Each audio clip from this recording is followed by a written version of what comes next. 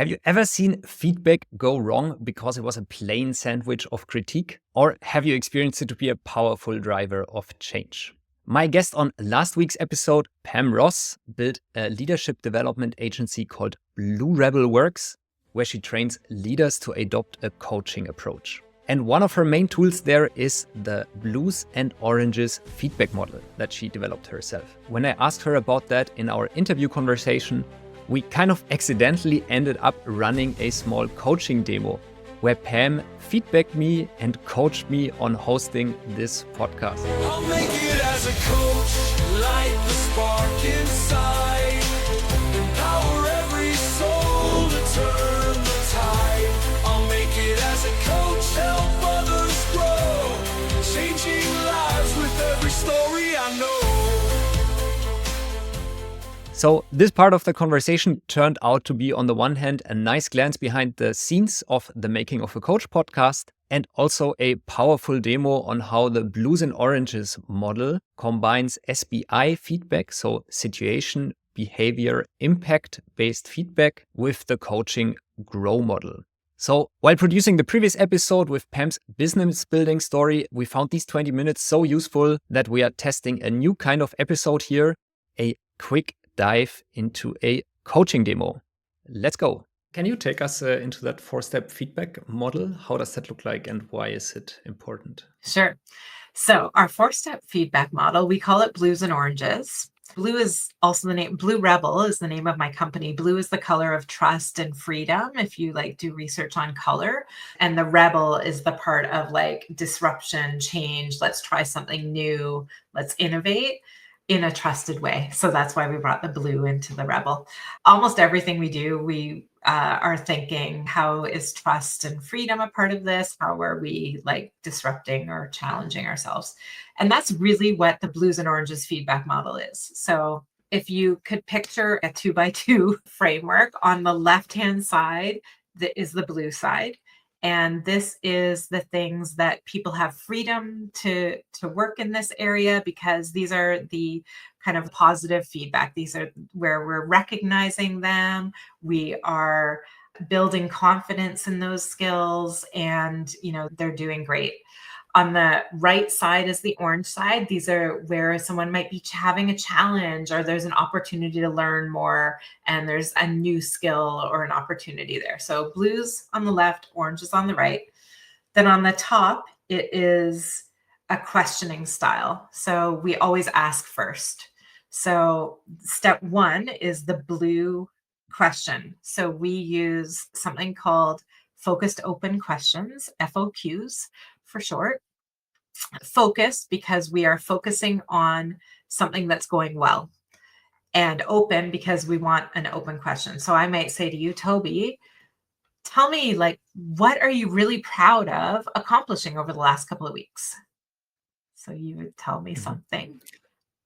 Going out of my comfort zone and actually starting this podcast, showing my face, posting on LinkedIn. I've been wanting to do for a long time, and I finally took action. What was challenging about that for you? What did you have to overcome to do that? I guess some limiting beliefs about social media, and on the one hand, this conviction that social media is overall rather negative for us as a society. And then at the same time, being a heavy user of YouTube, I like the move of LinkedIn going towards video. And because I believe there you can bring more depth, you can actually bring value, not only photos of my breakfast. Working with that. Oh, I love that. So you overcame that limiting belief, and you're bringing your own strength and value to platforms where you're not letting the negative side overcome. You're bringing the positive to it. I believe I also really enjoy, that's I think we have in common, one-on-one conversations because of their depth. Yeah. I enjoy conversations about personal development, coaching, and entrepreneurship. Yeah. With this podcast, I managed to sort of combine all of this into one product. Great way to bring all of that together. I love that. So we just did step 1 of the model, which is I'm asking you about something that's going well for you and recognizing that strength. You'll notice I didn't just ask you and move on.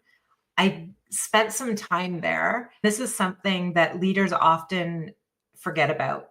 We don't give people the time to really celebrate the things that they're doing well. We focus so much on what to improve and we don't really spend the time there. So, step 1, you're doing all of that. You're listening, maybe asking and confirming something. So, that really empathic listening kind of process within that step. Step 2 is now feels great to talk about myself and to talk about a thing that I'm proud of. exactly what we want. We want to start our feedback conversations with that person feeling great, building that confidence. Second step is now I give you some feedback. We don't work together regularly. However, I will give you some feedback. And this is blue feedback. So we're staying in that, like, I want to recognize you for something. We tend to use the SBI model here, situation, behavior, impact, which is a pretty common model created by the Center for Creative Leadership. Toby, one thing that I'm noticing is you've asked me some really open questions, and I have a tendency to almost flood you with so many things. And I've noticed you condensing it into, like, what I'm hearing are these 3 things. And you're actually making me sound smarter. I love it. That is, you're bringing such value to this conversation by really clarifying what the top things that I'm sharing are. And I so appreciate that about the way you're leading this conversation. It's awesome. What do you think helps you to do that? How did you develop that skill?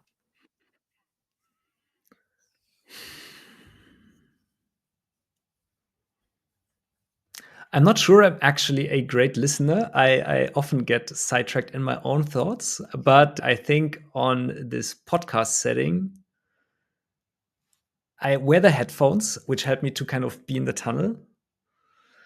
And I'm really centering myself on this attitude of curiosity, really going into this conversation as if my life depends on it. I really want to learn from this person now. I learned that this makes great conversations, I think, for both parties involved. Yeah, it's interesting for me to hear that you don't think you're a good listener, because in our conversations, I really feel like you are. It sounds like that intention you're coming into the conversation with is helping. I would spend some time here if I was your leader and talk about when are some other opportunities where you could be bringing that same intention in, and when could that listening skill help you more? Like, when do you want to use this more often? So I might spend some time there.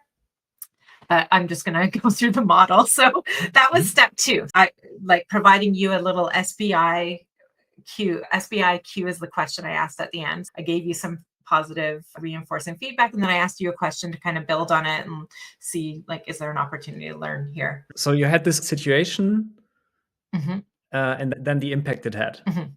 And this was the blue part of the feedback, meaning this is necessarily positive? Yes. Or? Yeah, these are some things that I'm noticing that you're doing really well. So that listening piece. Now we go on to the orange side. And again, we always ask first. So the top of the model is ask first. So we're in step 3. I might say, what are you finding most challenging over the last week or 2? And you don't have to answer. I won't make you answer it. I think what was very challenging for me is to structure these podcast conversations in a way they are, on the one hand, fulfilling this promise of diving deep into the journey of my guest, which I really enjoy. At the same time, I can see, okay, not everybody wants to listen to every single bit in their journey. And how do we build this that especially the beginning of the conversation is useful already? That's why on today's conversation, we had not this past, present, future framework, but went a bit like present, past, present in a way. Yeah. Arriving there was a sort of frustrating and challenging experience. I think I gave my last guest, a lady from the west coast of the US, quite a hard time, and also myself. So that was one of my biggest challenges. So I'm hearing there's this curiosity that you're bringing. You want to learn all of the things, and then thinking about what does the audience really want to hear. And there might be different people in that audience. And then the level of work that comes into it when you do have all of this information in this 2.5 hour conversation that you're trying to drill down to a podcast that's shareable. Yeah. Yes. What, if you were to think about success for this podcast, what's most important? Actually, delivering something useful to our audience. When I say audience, I think of people who buy our metaFox card sets, who I tend to speak a lot with. The thing they always have in common is this: I have this coaching business. Your cards are great as conversation starters or to go really deep. But my main challenge is how to build my business. And it's hard to solve that issue with another card set. With this podcast, we want to solve that problem and build something useful.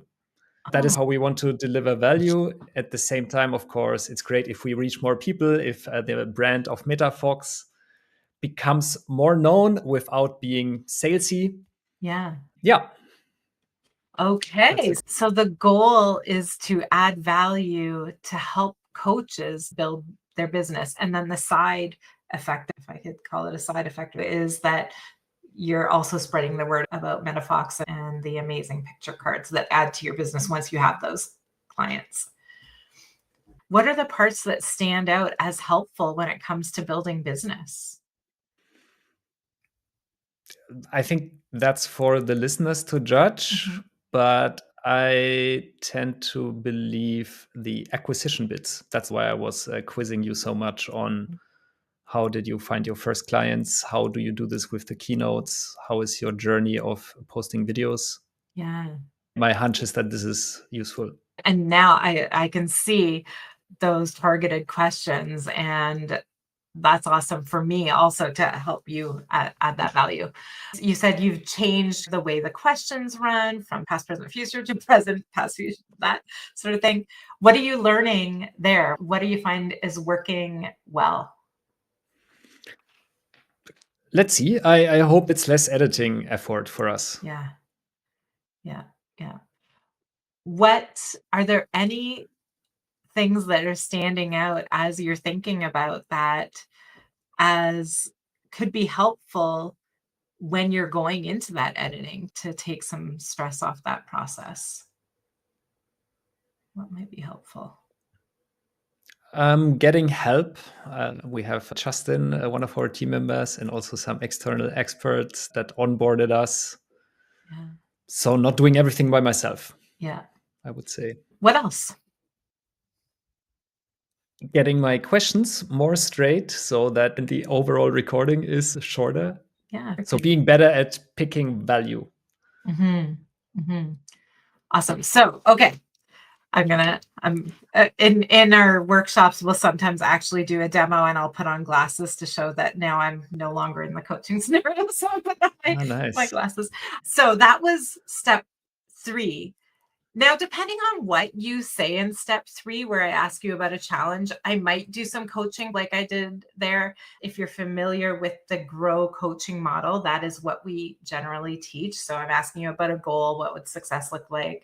Reality. What are the things that I can't remember what question I asked, but something about like to uncover what was really important. I'd probably ask a few more, to be honest, because it sounded like there might be some beliefs there that we could challenge, but for now, I'm going kind of quickly, and then I'm getting to options. What could you do? Ultimately, hopefully you'll leave with something to try. So that's step 3. And then step 4, I would provide you either something new that I could see as an opportunity for you to try, or if we work together, I might have noticed something that I'd love to see you do a little differently. So I'm looking for something where I can add value or a new growth opportunity, or if there is actual constructive feedback, I would give you it. The benefit of doing this, ultimately, is I'm practicing coaching, even on the blue side, even though it was a positive, I still asked a couple of coaching questions to learn what was really positive about that for you and give you time to really celebrate and stay in that space of the positive thing going on. On the orange side, I'm coaching you through solving that problem for yourself. That ask first is building your accountability, autonomy, empowerment by like you solving and you talking about it. And then I'm getting an opportunity to be clear. I don't have any constructive feedback for you. What might be helpful from an interviewee perspective is share, like, let me know that ahead of time, and I'll do some deliberate thinking about what has helped me acquire clients and things I'm thinking about from that perspective. I might be able to talk more targeted about that. What do you think of that? I think you Yes. would still speak authentically if you sort of script the conversation. I personally would, if you set it up right. It's hard not to be authentic with someone who's coming in curiously and ask questions. I did make a few bullet points when I thought about our conversation. I'll be honest, I haven't really looked at them. Just knowing that that's the overall purpose, like how can we help coaches to build their business? I just might be a little more intentional in the stories I share. They're still going to be my stories. You're still going to be curious about it, and I'm going to have to be genuinely me and sharing. But I might have gone like, oh, what, like, is there something specific that's really worked for me that I should bring to Tobi that would really help? And that would give you that clip that would be really easy for you to share in your editing too. So Yeah. maybe. Thank you. Yeah. I thought I've been doing that, but I guess I'm also not clear enough in the wall of text that's sent to people. Maybe it's So that, because that's we do get definitely a lot useful. of questions, and I didn't look at today's I did look at the previous questions, and I didn't see the real highlight on that part. So maybe it's just like bolding that specific part about acquisition could be as simple as that. Yeah. Okay, trying to abstract this, going away from our podcast Yeah. conversation to the feedback model. Yes. So you started with the focused open questions, right? Just open questions. That helps me as a client to get in the driver's seat and to get comfortable talking about my problem areas. Yeah. And you also asked me about positive things. What am Right. I proud of, right? Yeah. Start with the blue side, the positive, because you want to spend some time there. We too often just focus on what's going wrong and fixing. We really want to spend time and learn where else can we use that positive skill that you're learning or strength, and understand why it's positive to you. So you do want to celebrate that side. It also builds a little bit of connection, trust, just for the rest of the conversation. I also want to highlight focused open questions more, because what we do find is leaders will sometimes go in and go, so how are things going? And that might be okay for building rapport, but you're not going to get the blue and the orange side if you do that. So that's why we ask a specific question focused on the positive, the things that are going well, so that you can highlight those, and a specific question about any challenges, opportunities for growth, any of those things, so that you're getting that balanced feedback instead of just asking how are things going, because then you're probably going to get a status update. What are you proud of? Which other questions could you ask there? Yeah, we have a whole variety of them in our free micro course. You could be at a milestone in a project. So you could say, here you are, just launched the release of that product. What went really well in that launch? What are some highlights over the last week that you've had? What are a couple of successes you've had lately? What's been going really well for you as you've joined this team? It depends on what's going on for them in that moment, but the point is it's focused on them sharing something that's going well.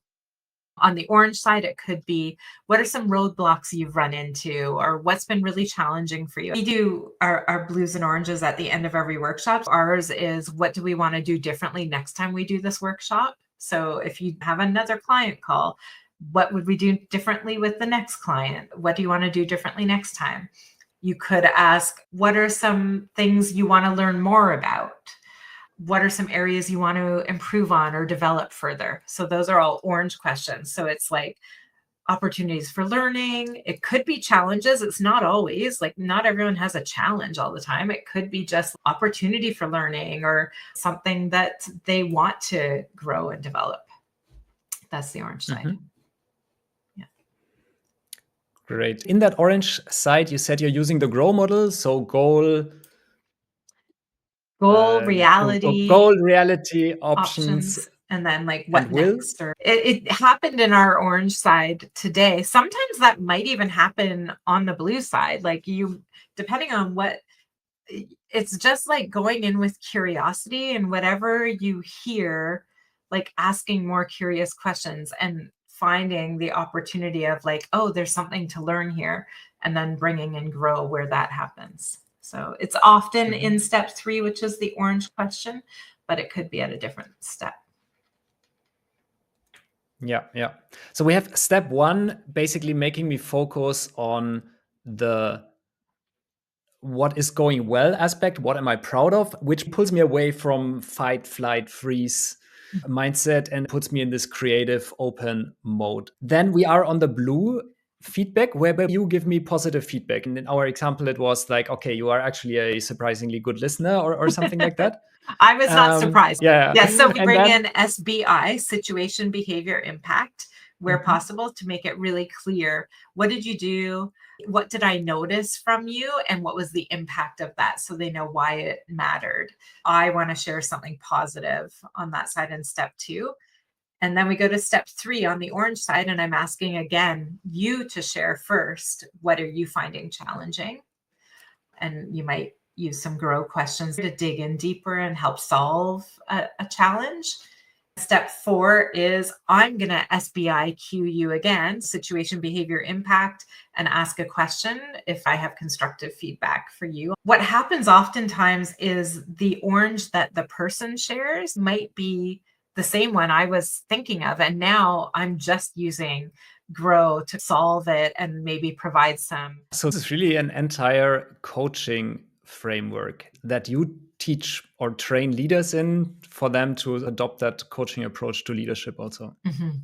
Yeah, absolutely. We have a free micro course on it right now that takes you through the steps and gives you some examples of those focused open questions. Just an example, if you want to grow business development, like I think giving stuff away is okay. We give away a lot because there's only so much that someone can do with it if they take the content.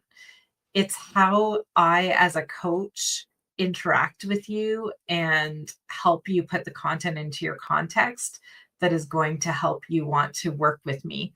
So the content you can find on the internet. You could probably Google feedback models and find something very similar. It's just not called blues and oranges, but it's the way we're delivering it and it's the way we're interacting with you that makes that connection and adds more value. So as a business owner and a business development person, I give away a lot of content and then build the connection with people so that we can add the value in working with them. This was the blues and oranges feedback model in action. As a client, I found it quite a powerful experience because it didn't feel like fixing something, but quite empowering because Pam was firstly zooming in on my strengths in the blue part, which helped me to open up and then be ready for Pam's GROW questions in the orange part, which helped me sort of self-discover my areas for development. If you want to learn more about the model and download Pam's list of FOBs, focused open questions, you can download her cheat sheet PDF in the link in our show notes. And if you want to learn more about Pam build her business, listen to the previous episode. If this one was useful, give us a rating, send it to a fellow coach. This was The Making of a Coach. I'm Tobi from metaFox, and you can tune in again next week.